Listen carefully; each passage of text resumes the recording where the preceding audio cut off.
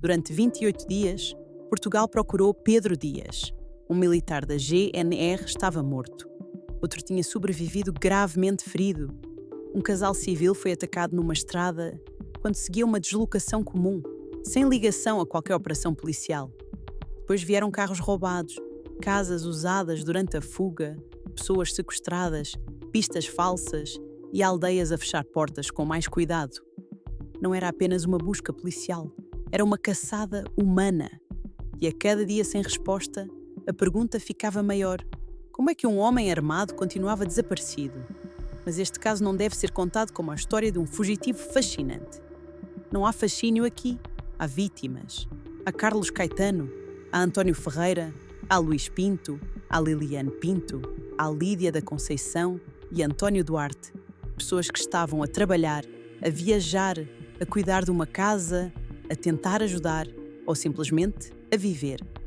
E tudo começou numa madrugada isolada, em Aguiar da Beira. Uma abordagem comum, 2 militares em serviço e uma sequência de violência que colocaria Portugal em alerta durante quase um mês. Bem-vindos ao Arquivo Criminal. A madrugada de 11 de outubro de 2016 começou numa zona isolada de Aguiar da Beira, no distrito da Guarda. Era cerca de 2 da manhã. O local era a zona das Caldas da Cavaca, associada às termas, e a um hotel em construção. Um espaço afastado, com pouca circulação àquela hora, onde a presença de uma viatura parada ou de alguém no local podia justificar uma verificação. Foi ali que uma patrulha da GNR, composta pelos militares Carlos Caetano e António Ferreira, se cruzou com Pedro Dias. Segundo a cobertura jornalística e a matéria discutida em tribunal, Pedro Dias estava junto a uma carrinha. A patrulha aproximou-se. Houve abordagem, houve tensão e, em poucos instantes, uma situação policial transformou-se numa escalada violenta. O tribunal viria a considerar provado que Pedro Dias disparou sobre os 2 militares. Carlos Caetano foi atingido e morreu. António Ferreira também foi atingido, mas sobreviveu gravemente ferido. Só que a violência contra António Ferreira não se resume à tentativa de homicídio. De acordo com a decisão judicial, o militar também foi vítima de sequestro. Antes de ser deixado ferido, foi obrigado a acompanhar Pedro Dias durante parte da sequência. Este ponto é importante, porque mostra que a noite não foi uma sucessão confusa de acontecimentos soltos. A Justiça entendeu que houve uma sequência criminosa com controle, deslocação forçada e violência contra um militar que tentava cumprir serviço. Depois do ataque inicial, a situação tornou-se ainda mais grave. A viatura da GNR entrou na sequência dos acontecimentos. A arma de serviço de Carlos Caetano foi levada. António Ferreira ficou numa condição extrema, mas conseguiu sobreviver e pedir ajuda. Essa sobrevivência foi decisiva, porque sem António Ferreira, a reconstrução daquela madrugada seria ainda mais difícil. Ele não era apenas um militar que sobreviveu, era uma vítima direta, uma testemunha essencial e alguém que carregou no corpo a prova de que aquela abordagem tinha terminado numa ruptura brutal da normalidade. A partir desse momento, as autoridades não estavam perante um simples desacato, nem perante uma fuga menor. Estavam perante um militar morto, outro gravemente ferido, uma arma desaparecida, uma viatura envolvida na sequência e um homem armado em movimento. E a madrugada ainda não tinha terminado. Porque depois dos militares da GNR, a violência iria atingir pessoas que nada tinham a ver com aquele encontro. 2 pessoas que estavam apenas a seguir caminho. Luís Pinto e Liliane Pinto não estavam numa operação policial. Não estavam a perseguir ninguém. Não conheciam a dimensão do que tinha acabado de acontecer nas Caldas da Cavaca. Eram civis, um casal. Pessoas comuns numa estrada comum, numa madrugada que devia ter sido apenas mais uma deslocação. Segundo a cobertura jornalística, Luís e Liliane seguiam para Coimbra, numa deslocação associada a uma consulta de fertilidade. Esse detalhe deve ser tratado com cuidado. Não serve para dramatizar artificialmente o caso. Serve para mostrar o contraste entre a vida real e a violência que a interrompeu. Eles não estavam a entrar numa história criminal. Estavam a seguir um plano de vida. Na sequência dos crimes, o casal cruzou-se com Pedro Dias na Estrada Nacional 229. Segundo a acusação e a decisão judicial, Pedro Dias atacou Luís e Liliane e apoderou-se da viatura do casal para continuar a fuga. Luís Pinto morreu nessa sequência. Liliane Pinto não morreu naquele momento. Ficou gravemente ferida. Foi encontrada ainda com vida. Foi hospitalizada. Resistiu durante meses. A sua família viveu um segundo tempo da tragédia. A espera, o hospital, a esperança mínima, a impossibilidade de voltar ao que existia antes. Em abril de 2017, Liliane Pinto morreu. A partir daí, a morte dela passou a integrar o processo como homicídio consumado. Pedro Dias viria a ser acusado e condenado por 3 homicídios consumados: Carlos Caetano, Luís Pinto e Liliane Pinto. Durante o julgamento, Pedro Dias rejeitou responsabilidade pelas mortes do casal, admitiu ter disparado sobre os militares, mas tentou afastar de si a morte de Luís e Liliane, apontando outra versão para o que teria acontecido. O tribunal não aceitou essa versão. De acordo com a decisão judicial, Pedro Dias foi considerado responsável pelos homicídios de Luís e Liliane Pinto. E este é um dos pontos mais importantes do caso. A morte de Carlos Caetano já tinha abalado o país. Um militar da GNR é morto em serviço, outro gravemente ferido e sequestrado. Mas o ataque ao casal civil mostrou que o perigo já não estava limitado ao contato com as forças de segurança. Qualquer pessoa podia ter sido apanhada naquela fuga. Um carro a circular, uma estrada nacional, uma deslocação para uma consulta, uma madrugada de rotina. E de repente, 2 vidas foram destruídas. Luís morreu naquela sequência. Liliane resistiu durante meses, até morrer depois. A cronologia importa porque a violência contra Liliane não terminou na estrada. Continuou no hospital, continuou na família, continuou na espera. E, enquanto isso, Pedro Dias continuava desaparecido. Depois da madrugada de 11 de outubro, Pedro Dias tornou-se o homem mais procurado de Portugal. Mas a fuga não foi uma linha recta. Não foi apenas alguém escondido no mato. Foi uma sequência de deslocações. Carros, casas, contactos com civis, buscas, pistas e decisões rápidas num território difícil de controlar. A Guiar da Beira foi o ponto inicial, mas a procura alargou-se. Ao longo dos dias, a cobertura jornalística e a operação passaram por referências a zonas como Satão, São Pedro do Sul, Aroca, Vila Real, áreas de serra, aldeias, anexos e casas isoladas. Para uma investigação, este tipo de território é complicado.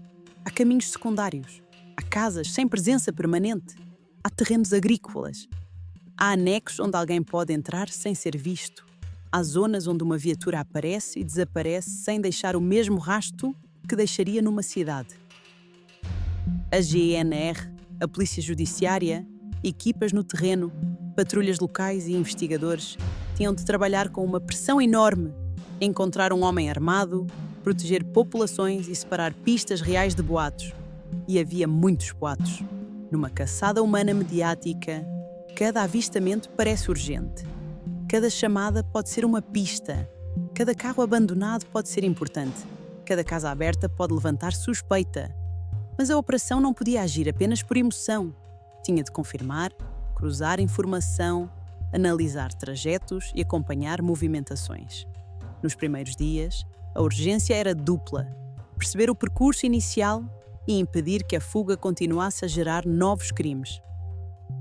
As autoridades procuravam sinais materiais, viaturas utilizadas, locais de passagem e eventuais pontos de abrigo. Ao mesmo tempo, cada nova informação chegava a um país já em choque. A morte de um militar, a sobrevivência grave de outro e o ataque ao casal civil tinham transformado o caso num assunto nacional. A cada dia sem detenção, a pergunta tornava-se mais pesada.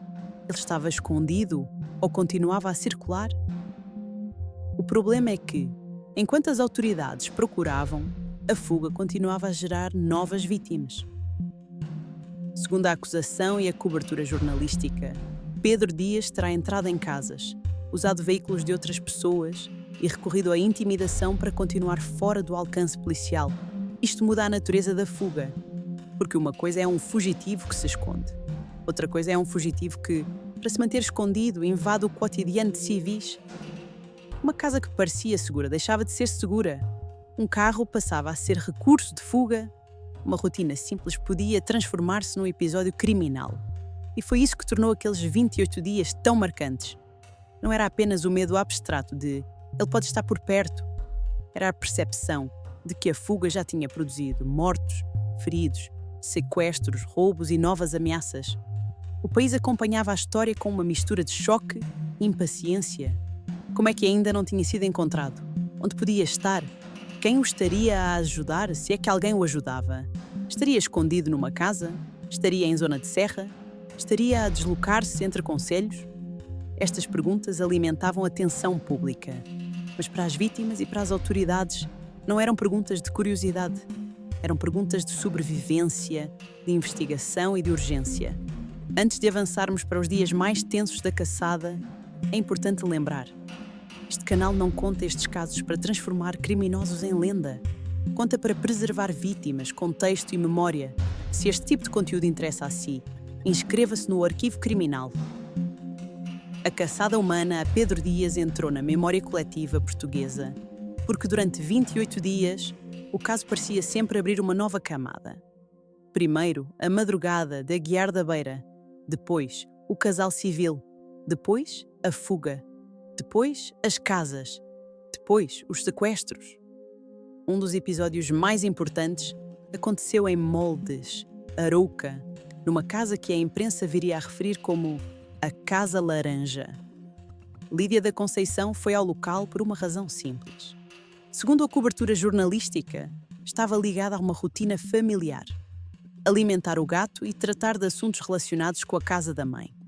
Não era um acto de risco, não era uma decisão imprudente, era uma tarefa comum, daquelas que qualquer pessoa faz sem imaginar que vai entrar numa história nacional. Quando chegou, encontrou a porta aberta. Segundo a acusação e a cobertura jornalística, Pedro Dias estava no interior.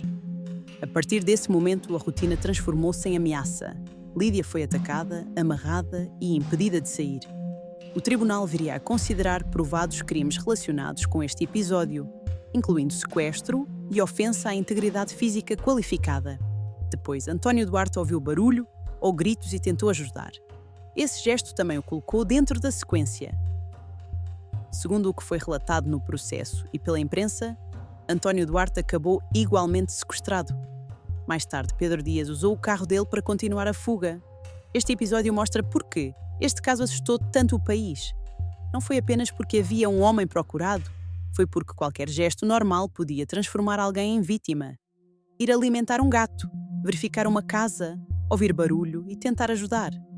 Numa situação normal, estes gestos pertencem à vida comum. Na fuga de Pedro Dias, tornaram-se pontos de contato com a violência. A Casa Laranja tornou-se assim mais do que um ponto no mapa. Tornou-se um símbolo da forma como a fuga entrava em espaços privados.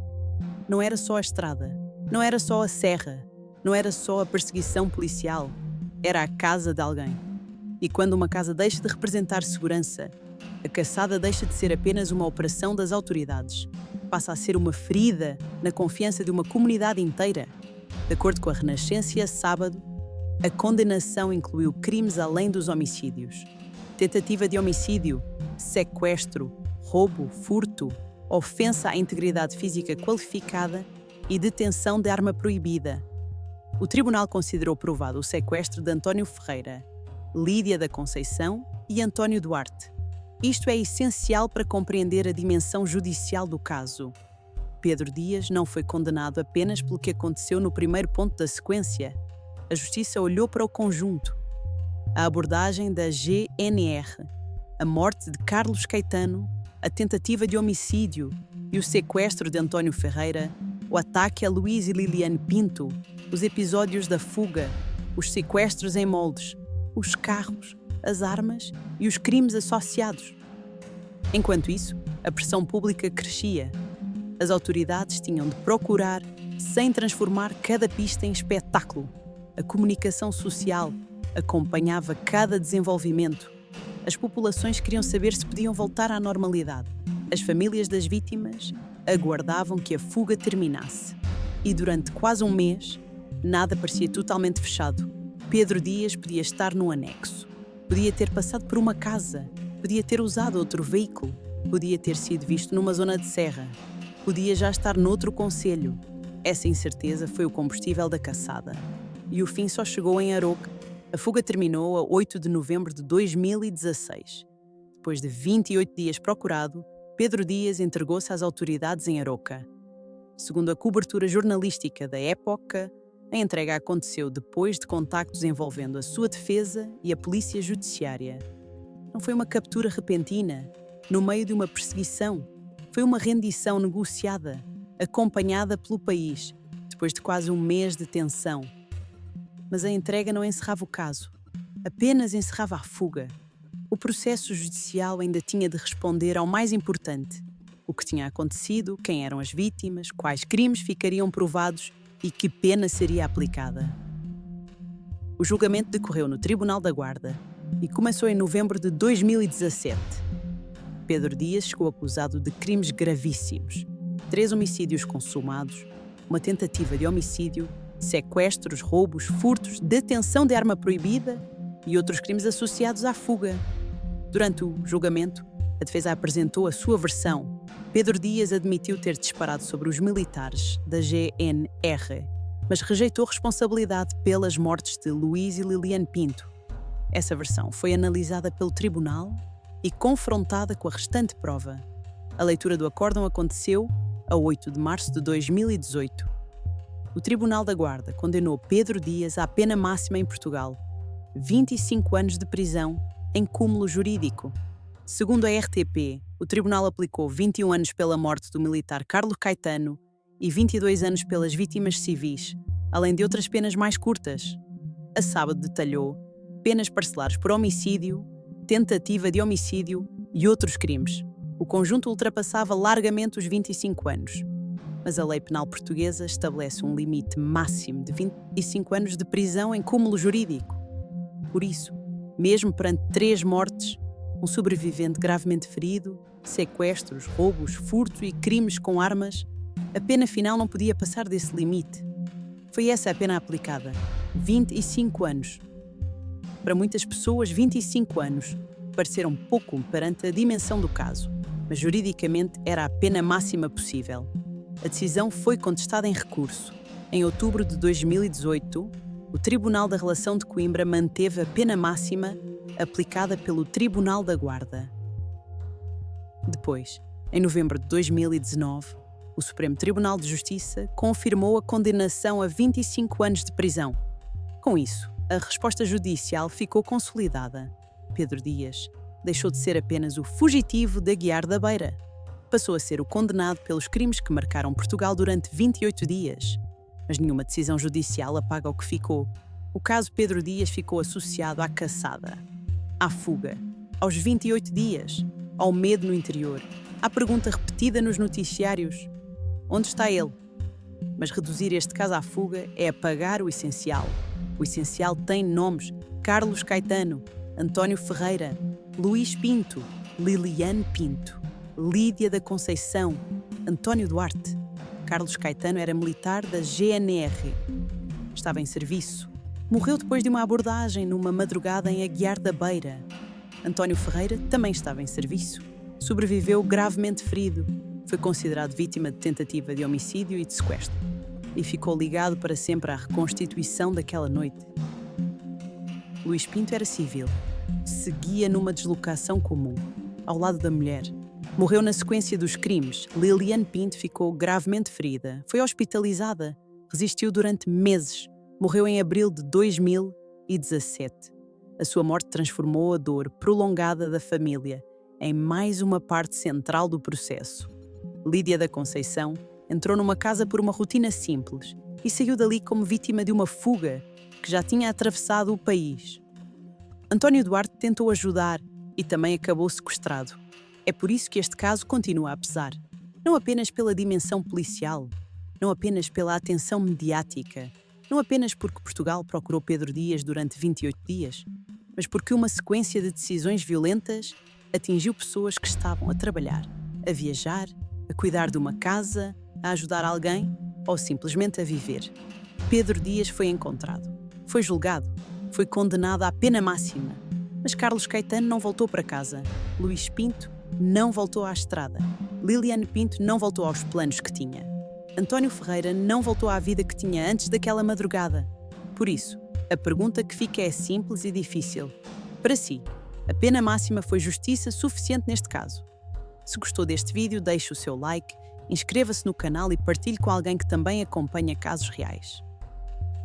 A sua participação ajuda o Arquivo Criminal a continuar a contar estas histórias com respeito, contexto e memória. A gente vê-se no próximo caso do Arquivo Criminal.